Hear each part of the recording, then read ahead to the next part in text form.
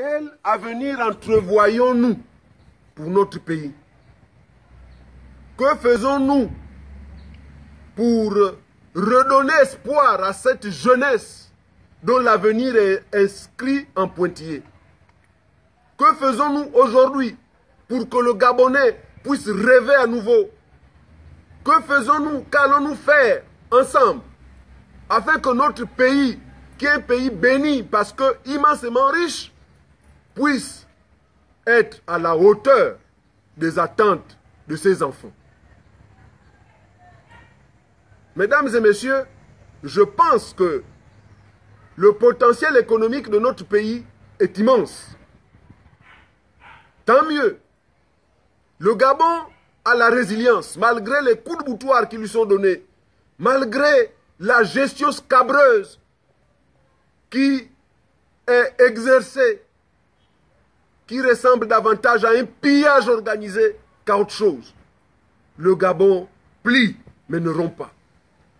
C'est pour ça que, pour ma part, notre pays répondra bel et bien au rendez-vous du donner et du recevoir au carrefour de la mondialisation. Nous y viendrons ensemble. Tous les Gabonais sont appelés à contribuer de façon responsable pour le développement de leur pays. Je pense qu'il faut tordre le cou à une conception manichéenne de la politique qui veut qu'il y ait des bons d'un côté et les méchants de l'autre. Il n'y a que les Gabonais. Dans tous les camps, que ce soit le camp de l'opposition, le camp de la majorité, il n'y a que les Gabonais qui doivent tous se mobiliser pour développer leur pays. L'objectif ici est de faire renaître la confiance en l'avenir de notre pays, la confiance des Gabonais entre eux. C'est à ce prix que nous arriverons à bâtir un nouveau Gabon que nous attendons tous. C'est ensemble que nous allons faire face aux multiples défis qui se posent à nous. Et au premier rang desquels je situe les défis économiques, dans ces multiples et ces diverses déclinaisons. Par exemple, il faut que le secteur pétrolier et la fonction publique cessent d'être les principaux pourvoyeurs d'emplois. L'auto-entrepreneuriat doit être le leitmotiv qui doit nous permettre de préparer l'avenir de notre pays. Pour ma part, je me sens apte à aborder l'avenir avec confiance. Hier, aujourd'hui et demain, je me suis inscrit et je m'inscris encore dans un contexte d'ambition collective au milieu d'autres Gabonais.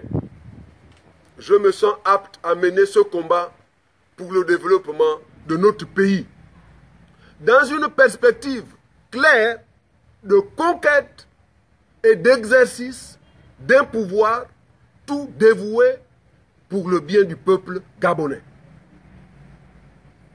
Je pense que la force et la fulgurance des idées n'a pas été émoussée par les murs de la prison. Comme Nelson Mandela, qui a dit que les injustices et la persécution qui me sont faites n'émoussent pas en moi la détermination d'aller de l'avant. Et j'ai aimé la conclusion de cette idée. Il a dit, je suis et je reste le maître de mon destin. Je suis et je reste le capitaine de mon âme. Oui, mesdames et messieurs, c'est le moment pour moi d'avoir une idée à mes anciens co-détenus, à mes amis, à mes frères. Et je voudrais ici appeler à la libération de Pascal Oyougou à la libération de Bertrand Zibi Abégué, mes anciens co-détenus, ces hommes qui, de mon point de vue, payent un tribut trop lourd pour la démocratie dans notre pays. Ces hommes ont une épouse, ces hommes ont des enfants, ces hommes ont une famille, des amis. Tous ceux-ci ont besoin d'eux. Et plus particulièrement, le Gabon, leur pays, a besoin d'eux. Ils n'ont rien à faire en prison. Ils ont déjà suffisamment payé ce tribut lourd pour l'avenir radieux du Gabon. Mesdames et messieurs, je disais tantôt que nous sommes à la 60e année de notre indépendance. Je voudrais associer ma voix à celle de tous ceux qui se sont exprimés à l'occasion. Ma manière à moi de souhaiter bonne fête de l'indépendance aux Gabonais est simplement de citer quelques paroles de la Concorde, l'hymne national de mon pays. Georges Damas Aleka a écrit les paroles de la Concorde en 1955. Et c'est en 1960 que ces paroles ont été adoptées en loi portant le numéro 55/60 du 9 août 1960. Et c'est le 1er septembre 1960 que ces paroles ont été publiées au journal officiel de mon pays. Je ne vais pas répéter toutes les paroles. Je vais juste répéter quelques paroles qui me paraissent d'une brûlante actualité. Oui, que le temps heureux rêvé par nos ancêtres arrive enfin chez nous.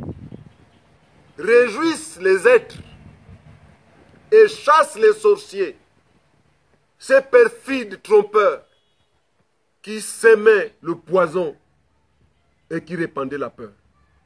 Je vous remercie.